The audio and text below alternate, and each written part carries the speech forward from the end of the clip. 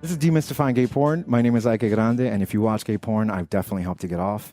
And the gentleman that is my guest today has also helped people get off. Content creators, has helped models, and you, if you watch his stuff, of course. The Milking Coach, you are a producer and a content creator in your own right. How are you? I'm good. Yeah? How are you? I'm well, thank you. I'm well. I just, I did that trek back from the Best Buy really, really quick. You know how it is, technical difficulties. Mm-hmm. And New York is moist. You are in New York. Yes. Right? You're in Brooklyn. What are you doing? What do you plan on doing in New York while you're here? Well, it's a work trip, so I'm filming with different guys for my platforms. Okay. So yeah, it's going to be a full trip. So your platform is very, very interesting. It's so many different things, in my opinion. It's a combination of body work. It's a combination of so many things. How did you come about being called the Milking Coach? And yeah, let's start with that. How did you come about the Milking Coach? So I've been milking for about a decade.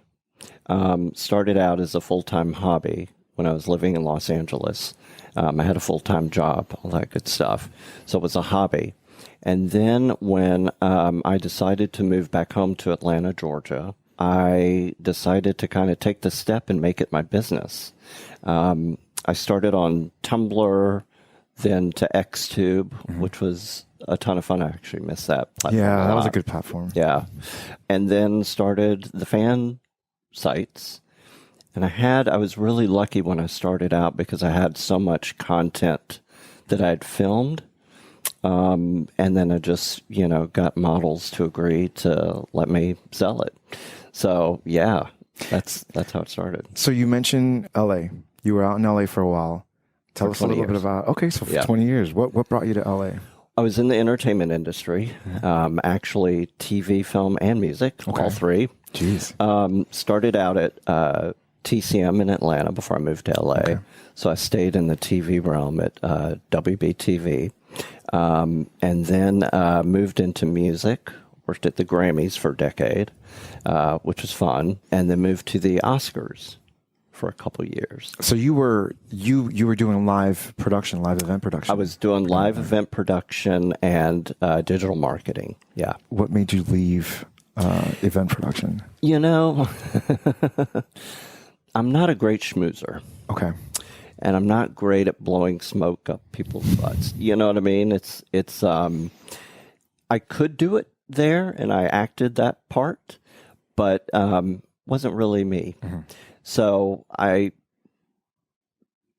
left the industry, left LA, went back home, was planning to continue film work. I had possibilities of interviews at studios in Atlanta because there's a lot of shooting there. Mm-hmm. But I was like, don't really want to work for the man right now. And luckily, like the Xtube stuff took off. And yeah, I figured I can just take the big step and see if I can make it a go full time. For listeners who don't know what milking is, can you describe what it is you actually do in a session when you're with, it wasn't models before, it was just kind of guys you met, right? Guys? Right. Okay. I call them my cock stars. Okay, your cock stars? The local guys that I made cock stars, yeah. So milking is a really slow, deliberate way to extract semen. I know that sounds technical, but very technical, but I love it. But it's hot too. Using different types of pressures, different movements, different positions. I'm also into BDSM, so I include that with a lot of my sessions. I love tag teaming with other DOMs who kind of bring their skills into the mix. I love that kind of partnership. Mm-hmm. So it's an elevated hand job, let's say. It goes along with edging. Yes. Okay. Yes, I definitely include that. I'm an edging milker. Okay. So there are milkers who just are there to extract semen, like, as many loads as they can get quickly. I like to take my time. I'm one of those guys that likes the journey. Mm-hmm. I love the end result, but I really love the journey to get there. So the journey would be you, the model or the person that you're milking. Mm-hmm. What attracted you to this? Like, how did you first realize, hey, I'm really good at this and I want to be a milker? Since I was really young, I've been obsessed with cock. Okay. Even before I said the word gay.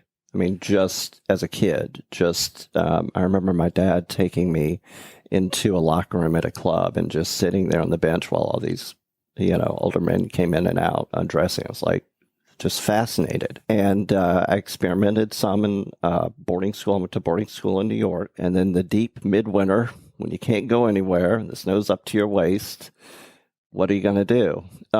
So at an all-guys boarding school, I was able to talk some straight seniors into that. I do have a gift of talking men out of their pants. Interesting. Have, okay. yeah. And they were more than game? They were. Okay. Yeah. How long did it take you to work up to the level of milking that you do now? So about 11 years ago, I had just won a battle against cancer. Okay. And I was thinking, what brings me pleasure? What really pushes my button? And it's controlling men's orgasms. So, and again, matched with the obsession for penis, it's a good match. Yeah, good match. So it was kind of natural for me to really just focus on that and bringing, I think my earlier motto was like giving men the best orgasms they can have. And I've stayed true to that, even filming, I still love what I do. So yeah, it was just years and years of stroking and seeing how I could read, the person or the bull. I call the men I work with bulls. Okay. See how I see the pleasure that it's bringing them and kind of learn the body language, all that good stuff. And then in 2015, I was milking this friend of mine who's older than I am. And in the middle, he said, whoa, daddy, you got to slow down. I was like, whoa, I'm not a daddy. You're older than I am. And right away, without missing a beat, he said, oh, sorry, coach. Oh. So as soon as he said that, without missing a beat, I was like, oh, yeah, I'm coach. The milking coach. So that's where the name came from, the coach came from. I noticed that some of your videos have masks for, is that with everything that you do involve in a milking session? Is there an element of ASMR or is there an element of just like deprivation? Is that what they call it? Yes. Yeah. Okay. Exactly. I would love to get into more ASMR stuff because that's actually what turns me on. I'm not great at watching my own scenes because I'm in them, but the sound alone can get me off. And I love that. But yeah, so the masks and the hoods are for that. But also I do work with guys who are not models. We need to keep the identity safe. So it's kind of dual purpose. But I'd love to get into more deprivation, big headphones, I've done like some scenes with gas masks, that sort of thing. It's pretty hot. Yeah. Let's talk a little bit about, you said you grew up in New York in a boarding school? Yes. I Okay. went to boarding school in New York. Yeah. So you loved cock before you even said the word gay. So I dated women until I turned 21. And it was actually my 21st birthday. Friends of mine in college took me out. And I met a guy at this bar. 21st birthday. And of course, I'd messed around with guys before, but I call myself bisexual. And just fell in love. But it was, I guess, or the realization, it was like, this is what I prefer. This is the intimacy I want. This is it for me. And then I met my husband right after college. And then we celebrated 30 years together last year. Very nice. Great, supportive guy, But it is funny because I'm an independent soul. So at school, had my own dorm. In college, I worked at the school so I could have my own dorm, my own room. And then right after college, met my future husband. And, it's like, so long independence. Yeah. But you guys have your own space. Yeah. And I'm sure, for sure. and he's cool with you and what you do. Yeah. Okay. Especially now that I'm earning money. So yeah, How can you say no to that? Yeah. I'm curious. So you grew up in Atlanta too? Yeah. Okay. And Atlanta is home. Yes. What was it like going back to Atlanta or growing up in Atlanta with feelings for other men? Even if you couldn't describe what it was. Yeah. You know, I always say I kind of had it easy in that respect. I was kind of the class clown in, middle school. I think that was a way to avoid getting bullied because that was definitely a huge thing at where I went to school. And I could see, smaller guys who had to kind of fight that off. Mm-hmm. I was tall for my age back then, so there wasn't as much bullying. And again, trying to crack people up all the time, that kind of helped. I think, though, there was more confusion in college. Like I said, before I was 21, I was dating a girl and a guy. Not really dating, but messing around with. So it was a little more indecisive then. And this is all in this, I went to college in Virginia, so this is all still the South. But I never really experienced the Southern repression that I know a lot of guys experienced. I was, I think, pretty lucky growing up. We said off camera, but when did you make your way up to New York? Because this isn't, you've been here to shoot content and stuff, and you've come to visit, but you actually lived in New York. Yes. So I lived for boarding school for 3 years. I was in upstate New York. Okay. And then I came back a year later to do a semester at Tisch School of the Arts. So I was living right on Washington Square for a full summer, which was an experience. Yeah.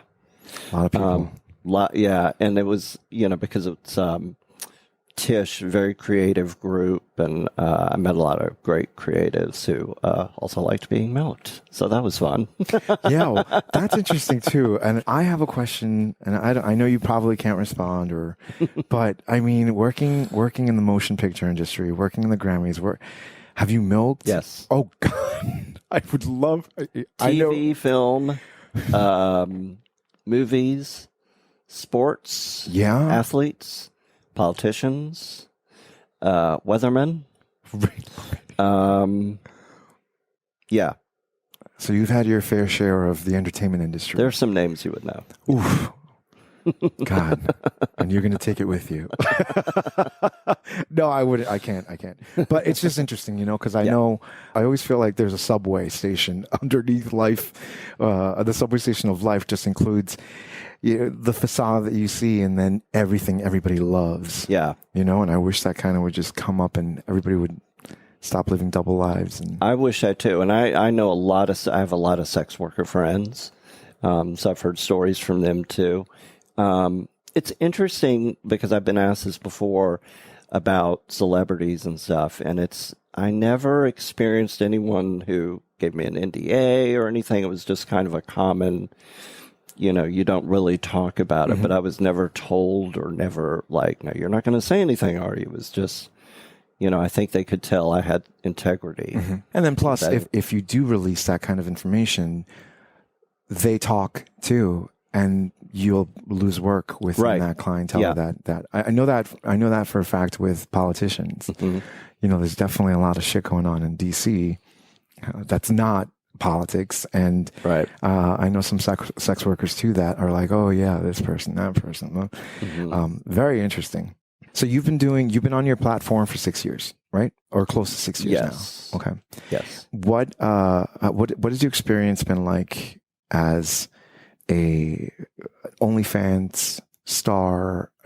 Are you on Just for Fans as well? Yeah. So you use all of the platforms that are available to you? Just OnlyFans, just for fans, yeah. Okay, so those are the biggies that you use. Yeah. Okay. What has your experience been like there? Pretty good overall. I think sometimes there's kind of an imbalance of what's doing better, which is interesting because they both get the same content. Although OnlyFans took down about 100 of my videos because there were poppers. I did a couple of water sports scenes, And last year I had kind of a brief foray into fisting. So those aren't available on OnlyFans. Everything's at Just for Fans. Yeah, it's been interesting. I think Just for Fans has some good marketing tools for content creators that maybe they don't know about. But it's also a really busy site. So, you got to figure out what you're doing and how you want to reach your audience. Do you find you got into it at the right time? Yes. Okay. I think it's, because you see so many sites come up. And like I said earlier, I had a backlog of content. I had a ton of stuff. So when I started, I already had like a ton of uploads. I had a ton of videos, had about, 250, 300 videos. Wow. So that helped. Site, yeah. That's a great way to start a fan Absolutely. site as opposed to building it from the ground up. That can take a while to get traction. And your videos are sessions, right? So they go, Yes. they're like anywhere between 10 to 15 to 2 hours. Okay. Yeah. All right. So when people are signing in, they're not getting 4-minute videos. No, They're not getting, no. It's a thing. And that's another That thing. drives me crazy because Yeah. I'm a fan too. I'm a huge porn fan and milking fan. There are a lot of milkers out there now. So yeah, I'm always like, if I sign up for a site and they're like, 2 minutes to 3 minutes, like Yeah, that teaser, sucks. I'm like, Or they make you pay yeah. in messages and stuff. Oh, PPV. Yeah. When you do sessions, Mhm. as I mentioned it, or I touched on it a little bit before, but it's, you're basically doing body work. Yes. What kind of toll does that take on your body? That's a really good question. Because body That's work a is really good question.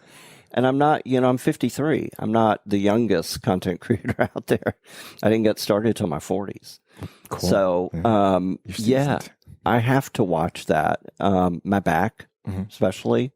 But I do a lot of work on it with a table, with a massage table at home. So there's not a lot of bending over, that sort of thing. That's really, the back is the thing I have to watch out for. Yeah, there was a session that I saw, and there's a couple of them, and you got the guys right here, and you're reaching over. Mhm. So I've probably given a hand job like that, and I lasted all but 3 to 5 minutes. I mean, he blew that quick, but still at the same time, it's like, God, that's a lot of work. So I just imagined, and I did want to know, because that's something I don't think people take into consideration when you do this. Yeah. So for your longer sessions, you are well prepared for that. Like you're not Yes. gonna, okay. Yes. Do you do any? But I love, you were just describing kind of the reach around stuff. And I love that because I love the intimacy that creates, even on camera. It's like, I'm really into it. And you can see in some of my videos where you can tell I've like completely forgotten about the camera. Yeah. I'm so into it. But I love that. Again, it's the obsession with cock. And it's like any, all sizes. So that kind of takes over, and then sometimes I'll pay for that, afterwards, but Yeah, you're right. You get into that position because you know it's going to work. And yeah. later on, you're like, oh, what? Exactly. Have you had any challenges, like great challenges when it came to a session? So I do work with some edgers who, edge in their private life. So it can take them longer to come just because they've trained themselves that way. It's sort of working with that mentality to kind of, they're not used to coming a lot. They can hold their loads for a while. Of course, I love the journey, but I do love the ending too. You want to get there. I do like a big ending. So, it's what other buttons can I push? Is it the nipples? Is it the prostate? Is it, the taint? All that good stuff. Does that answer your question? Yeah, but it's also because I think about it too. When you do find that, you keep playing on it, right? Because Yes. you're like, oh, here it is. Yes. I got it. Yes. They don't tell you this stuff beforehand, right? You figure this out in front of the camera. Yes. That's really cool. Yeah. Are you amazed at the amount of men that are into getting milked? Oh, yeah. Yeah? Oh, yeah. Because I've never, until I came across you, there's a couple of there's a tantric guy, I think. There's a couple of guys that have reached out. But until I came across you, I've never... Have you worked at Sam Bridal? Yes. Yeah. Okay. So that's I think That's where the I saw 2-hour session. Okay. Referring to. Okay, That's all the right. only one that's 2 hours. Yeah. That and It's and epic. yeah. So Yeah. that's the one I think I saw you in.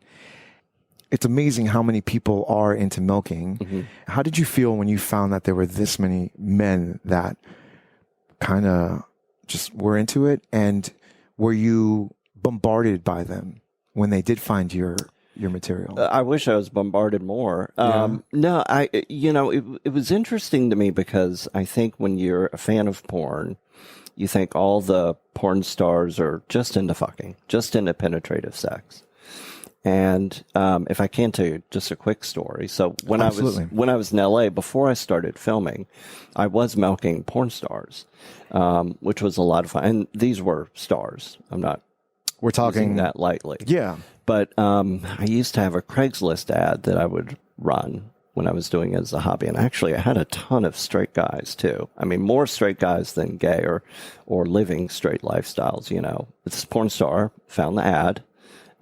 We had a great session, and he told all of his friends in San Francisco, because they work in San Francisco and lived in West Hollywood. At least these guys did, from a big studio. I don't know if I should mention the studio, but it's a big one. But all these guys, there were 6 guys all together, and I would milk them on the weekends, and it was, again, pre-filming. I wish I had the camera back then, though. I know. But I was surprised because they were so into it. They loved it. And I realized I was like their day off. Filming fucking all the time. They were, wanted some me time, I think. It's predominantly service. Okay, so they sit back, they relax, and you take care of everything from there. Okay. You don't do penetrative sex. No. You don't do oral.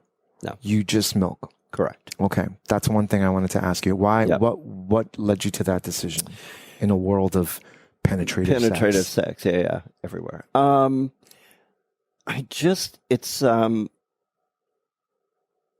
don't know. I think what I know that part of it is I just love the cock. I want to see the cock.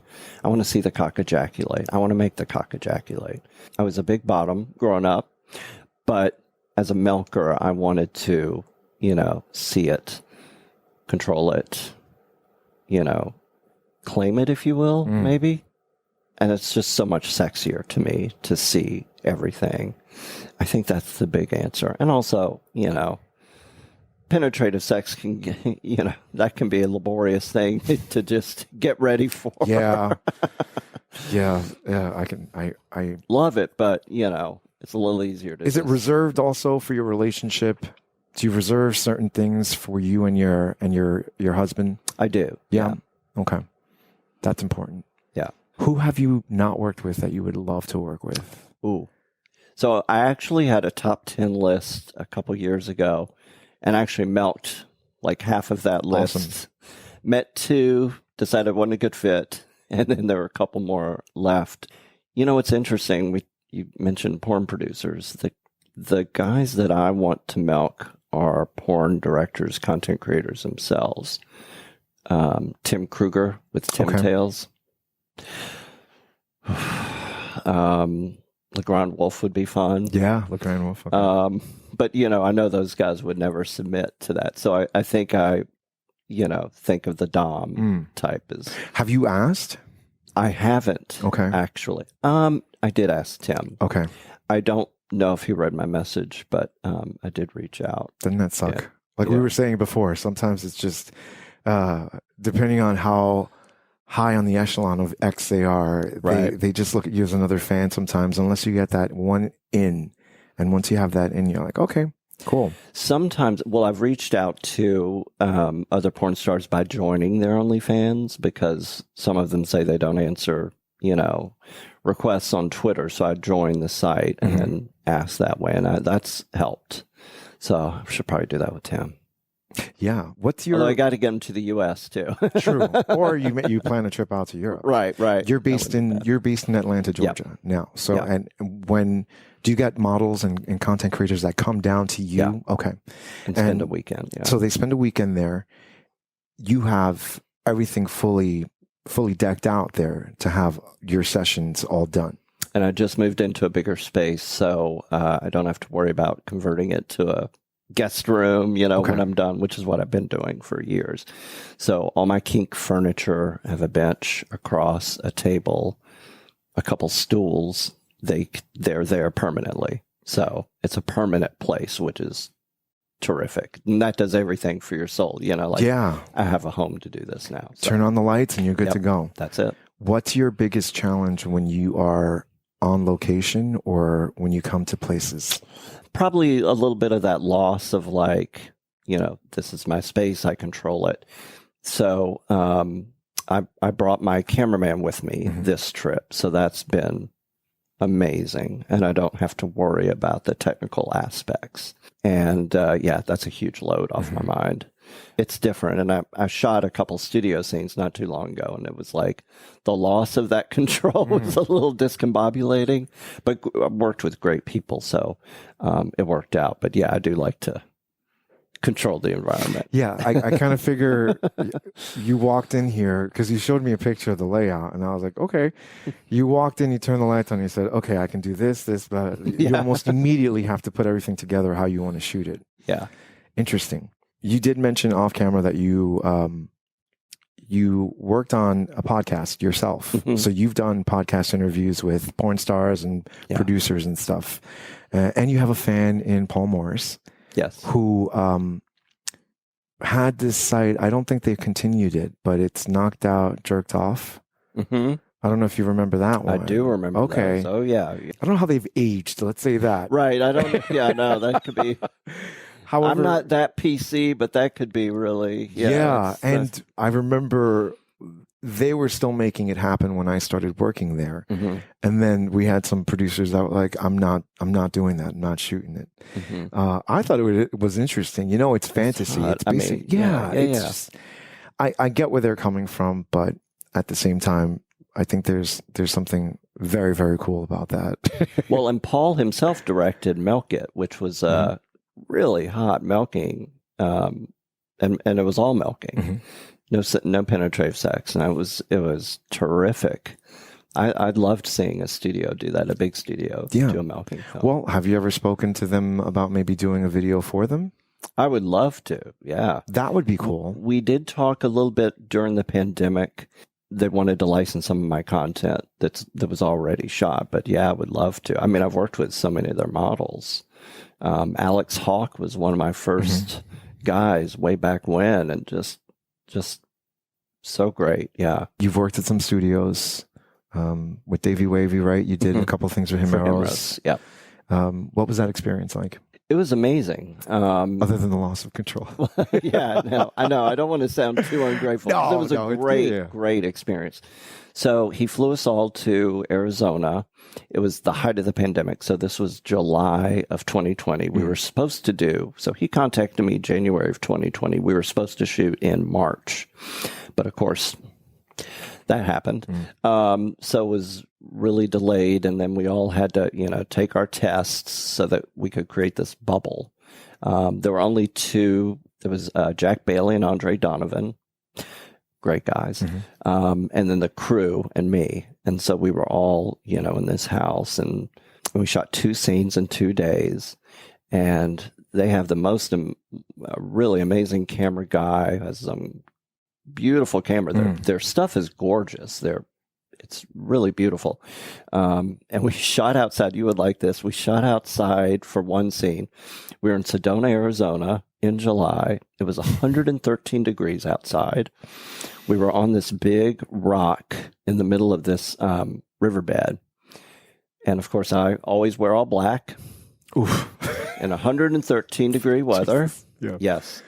Also, kind of nervous that I could slip on the rock at any time and fall into, hit my head or whatever. But it was a lot of fun. I think that kind of added to the excitement of it. And I was like, I hope they're not seeing me sweat. I was like elevated the experience. The choice in wearing all black. Why? Where did that come about? I think probably to blend in. Okay. Because I don't think of myself as an on-camera personality, really. I'm just, of course I need to be there, be in the scene, but my goal is to really showcase the person that I'm working with from all angles. If they've never been milked on all fours, I want to show off the butt, blah, blah, blah, put them in all these different positions. So I try to kind of blend in. These are the stars, really. I kind of like to fade a little bit in the background, but I'd also like to be in there because I do, I like the intimacy of holding the models, whether it's a reach around, that kind of thing. There are a lot of milkers where you just see kind of the hand shooting up, and that's all great. That's hot. But I kind of like that interaction, And people do like seeing that. Yeah. Yeah. Just like you said, people like seeing just a hand, if anything. But yeah, it's really, really cool. And I how do you struggle with having to be in front of the camera? I do. Yeah. I do. I mean, I'm also 53. I know I'm not going to be not running for office. Anytime soon. Right. Right. We'll see. Yeah. Oh, God. So, yeah, I don't really think about people some people in my family know, others don't, but I'm not worried about that kind of thing. I think just because I'm so critical, self-critical, that's the only thing. But That's I the one think thing. we can all, my voice, I'm not a fan of my voice on camera. So, just have to get used to it. Yeah. Once you listen to yourself, you edit your own videos and stuff. I do. though. Okay. So, and you still haven't gotten That used to your can be voice? a challenge Really? sometimes. Yeah. Well, I'm into verbal stuff. I Okay. love verbal. I love that kind of verbal back and forth. So I have two reactions when I'm editing. I mean, oh, shut up, coach. Or I'm dying laughing. Did I really just say that? Did I really just say that? And does it come from when you say things and you say to yourself, did I really just say that? Is it on a whim? You're not even, if you're getting so into that scene, I assume that what comes out of your mouth isn't really the person behind coach. Right. It's, okay. Yeah. So you're just in the moment. In the moment. Yeah. Yeah. And they, most of the guys I work with like that verbal exchange. I mean, I've worked with some porn personalities who don't make any noise whatsoever. That's not my preference because I kind of like the feedback. I like the, that's how I know it's going well. Yes, coach, no coach. Just to touch back on a little bit before, you said you had a list of 10 and you've gotten through 5. Yes. The 2 that didn't work, I'm curious. When something doesn't work, what is it that? What are the signs that you see that say, okay, well, this might be amazing, but it won't. It's not vibing. We want to go there. Kinda. I do because this is important. Some people do this just for the money, and they would power through that. But if you're not there for the experience, right? Certain people can tell. Yeah, I can tell really quickly. And one of them, it was a real shame because I was a huge fan of this person who everybody said was the nicest person working in porn. And we met at a party and it was and we've been chatting. We've been chatting for a long time, DMing on Twitter, texting, that kind of thing. And in person, it was just completely different and dismissive and very odd. So that could have been a bad day kind of situation, but there was no follow-up that was, with people who are traveling to Atlanta to see me. I think if there's not a roadblock, but if there's some signs that sometimes I need to just keep accepting because they're coming to me, they're traveling to me. But there was one individual who's pretty big on Just for Fans who just sent me kind of erratic texts before he came. And I just was like, this isn't going to work. This is odd. And then he apologized to me months and months later. So who knows? But yeah, they were on the list and it was a shame. Scratch that off. Yeah. But I'm sure you have other people that are on your list now as well. Yeah. I'm trying to think. Really bad with names.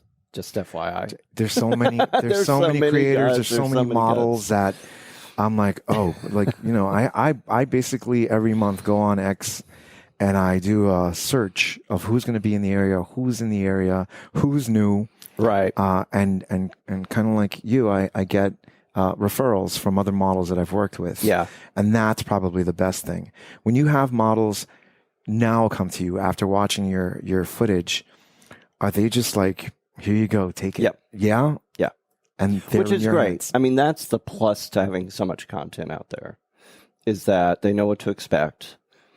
You know, I have so many different positions. I have so many different styles out there, so many different types of furniture I use, all that kind of stuff. So they can come to me and say, I would love to be on all fours.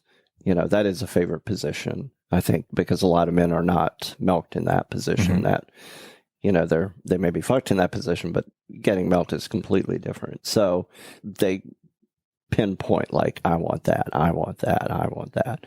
And if I get guys who are like, please rope me up, I'm like, I'm not great at that, but I know someone who is. So I like to bring in, you know, help sometimes. Do you get milked? No. No. Not on camera. Not on camera, but you enjoy it for yourself as well. So I'm going to say something that a lot of guys say to me before I milk them. Like, it's really hard for someone to make me come with their hand. So you hear that and you must be I hear it all the time. Rock and roll. Yeah, you don't know me. Just wait. Just wait. But I say the same thing too. It's happened a couple of times, surprisingly. I was like, wow, you did that. Like, I've had that reaction, like, oh my God, I can't believe that just happened. But yeah, I'm not a switch. Okay. I'm all dom. Is there a model that would be able to talk you into doing it in front of the camera? I don't think I have the bull body, really.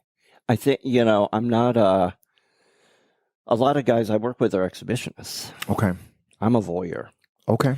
And I think that kind of makes for a good producer. I mean, you're absolutely right. I like to show my subject off, my bull off.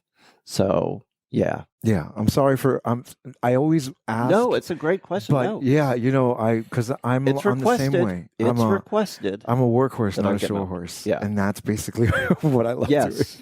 doing. That's what I'm going to say. Yeah, that's it. I'm not thank you. No problem. Yeah. What would you like to do with your content and in the future, in the near future with it?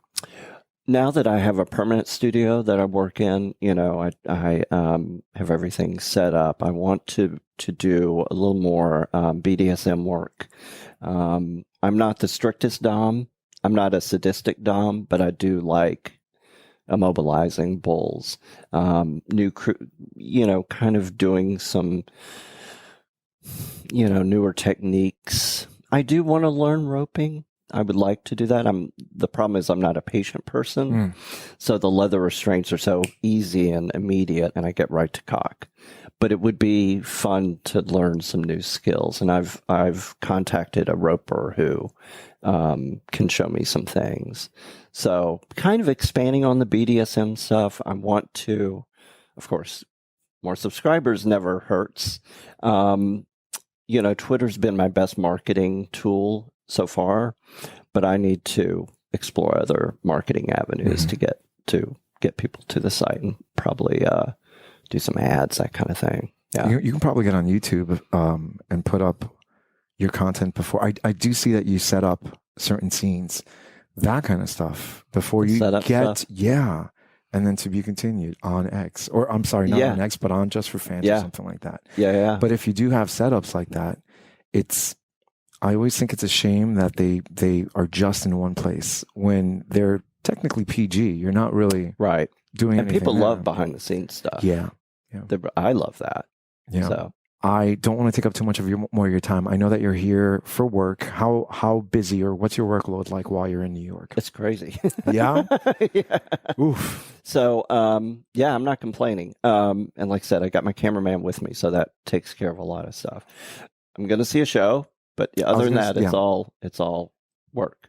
You seeing a show in Manhattan or? Yeah. Okay. Yeah. All right. So I'm looking forward to that. I do love Broadway, so that'll be fun. So real quick, I just have to thank you very much for taking some time out. Thank you. No problem. I'm so flattered you asked me to do this. Oh, no.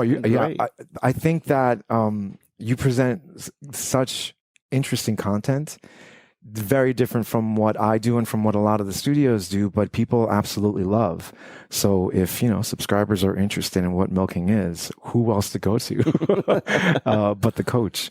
So the milking coach Thank you very much. I hope you have a great time here in New York again. And when I do go to Atlanta, let's go out for a cocktail or something like that. Let's do it. Yeah. No work. I want to say, too, I love your podcast because it's so informative. I love the history of porn. That's big for me. You know, I'm a huge porn fan way back. So I love that. So thank you for what you're doing. Thank you. Thank you. I appreciate it. It's a labor of love, but I enjoy doing it. So, and I appreciate that.